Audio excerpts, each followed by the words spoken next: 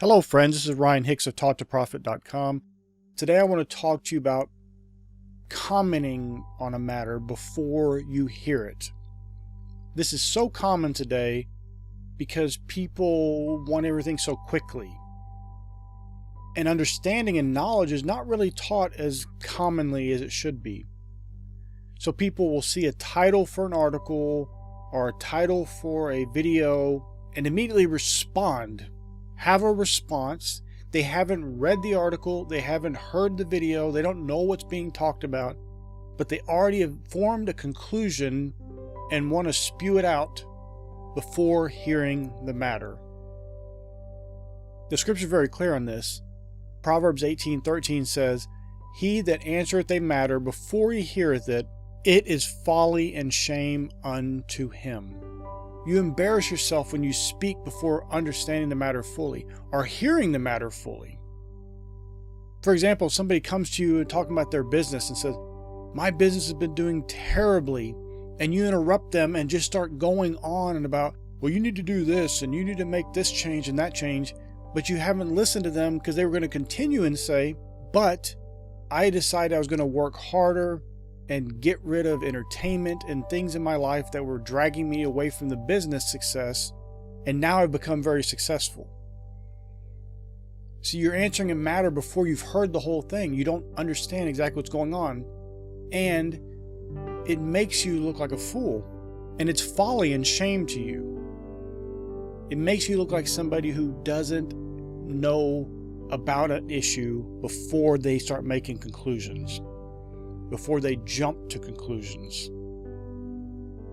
And that's not somebody people want to go to or hear from and get wisdom from, because they know you don't really hear and know exactly what's going on before you've already made conclusions. You've already started answering the matter before you even heard it all. Proverbs 26:12 says, "Seest thou a man wise in his own conceit? There is more hope of a fool than of him." This is so true. When you're just puffed up and you think you have all the knowledge, all the information, everything you need to know before even hearing the matter, it's embarrassing. And you can't be reasoned with because you won't even hear a matter. You just automatically start having conclusions and thinking you know enough. You don't need to hear the rest of the matter. This happens a lot in business and in life in general. I'm amazed how many people don't think they need to continue learning. They think they have enough. So they just want to stay where they are. They don't need to learn anymore. And while you may know a lot, and that's great, and you should constantly be learning.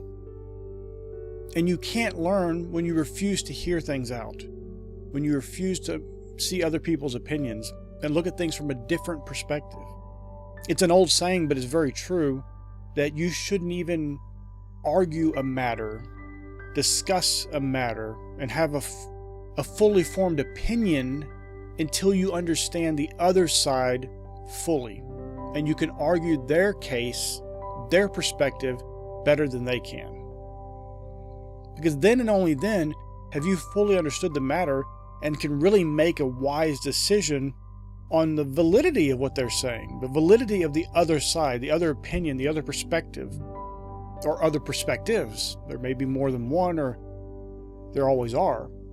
But if you immediately dismiss something as untrue or inaccurate, and you don't even know fully, it's a folly and a shame to you. It's also something else. Besides just being folly and shame, it is inconsiderate, it's rude, it's being unseemly. 1 Corinthians 13:4 says, "Charity," or love, "suffereth long, and is kind. Charity envieth not. Charity vaunteth not itself, is not puffed up, doth not behave itself unseemly." My friends, let's stop right there. This is unseemly behavior. This is rude behavior. It's inconsiderate behavior to interrupt somebody before they've had a chance to explain the matter and start giving your opinions and answering the matter before you hear it. It is not a way to ingratiate yourself with people and to make yourself look like somebody is worth listening to. It's not a way to be considered someone of wisdom and understanding. and it shows a lack in your character. Instead of being a person of great character, you are someone who behaves unseemly and doesn't hear matters and doesn't respect people enough to hear the matter out before giving an answer. Proverbs 13:16 says, "Every prudent man dealeth with knowledge, but a fool layeth open his folly." See, when you refuse to understand issues and hear them out, you literally just open your folly and expose it to the world. Instead of dealing with knowledge and being one who can hear a thing out patiently and understand, and then give your answer, you're immediately quick to move on. You give your answer without knowing exactly what you're even supposed to be answering. 1 Corinthians 14:20 says, "Brethren, be not children in understanding. Howbeit in malice be ye children, but in understanding be men." Be mature. Be wise. And in understanding, be men. Don't act like children who don't know things, who don't even have the intellectual curiosity enough to figure out something or hear something out before they start giving an answer. In understanding, be men. Don't be children in understanding. Many foolish and rash decisions are made because people don't hear out a matter. They hear part of it, they think they know enough, and then they go on and start making decisions based on partial information that may not fully explain the issue, or because they only heard part of it, may be contradictory to what's true. Because if you only hear part of a matter, sometimes you can hear something completely different than the real matter that's going to be unfolded before you. And this is where it's so important to hear a matter out fully. That being said, if you are asking someone a question or explaining something, you need to do it in a concise and brief manner. When you drag out an explanation or a question, it can lead to people getting impatient and tired of listening to you talk and give a hasty answer. And so you may not get the correct answer or a good input from someone because you're taking too long to explain things. You're explaining useless parts of trivia, basically, instead of getting to the real issue at hand. When you're being inefficient with their time, you may get an answer before someone's heard it. So when you start giving details about a situation that are unimportant and unneeded, you're wasting that person's time, and you're more likely not to get a correct answer, or at least a full answer, because you're not being concise and brief in your question or your explanation of something. This is often seen when people start describing some event, and yet they're giving all these side details that are completely useless. Well, I was driving to the store, and it was 89 degrees that day, which has nothing to do with anything. Get to the point. Be wise and understand how to clearly and concisely give your point to someone so they can then hear the matter quickly and answer it with wisdom and understanding. If you're going to take the time to go to someone and explain something to them or ask them a question, have the dignity and the honor enough to be clear about it and be as brief as possible. If they need more information, then you can explain more as they ask questions and inquire into what you are explaining. But don't give all kinds of useless details or details that have no bearing on the situation at hand. Because it's one thing to answer a matter before you hear it, but it's another thing if you're speaking on a matter and you're pushing people into answering or being disinterested in what you're saying because you're going on and on and on, and you're not keeping your words few. Ecclesiastes 5:2 says, "Be not rash with thy mouth, and let not thine heart be hasty to utter anything before God. For God is in heaven, and thou upon earth. Therefore let thy words be few."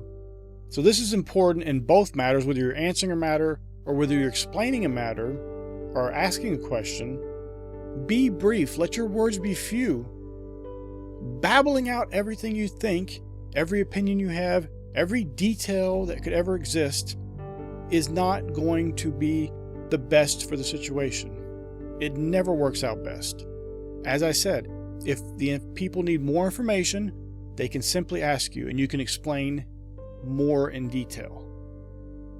But too often people are wasting time, their own time and other people's time, by giving useless details and not being brief about what they're speaking on. We speak to communicate. We speak to give an understanding or to get understanding. It shouldn't be just to talk. And many people are infatuated with their own voice and infatuated with just hearing themselves speak. And maybe they don't even want an answer. They just want to speak and speak and speak without getting any useful advice.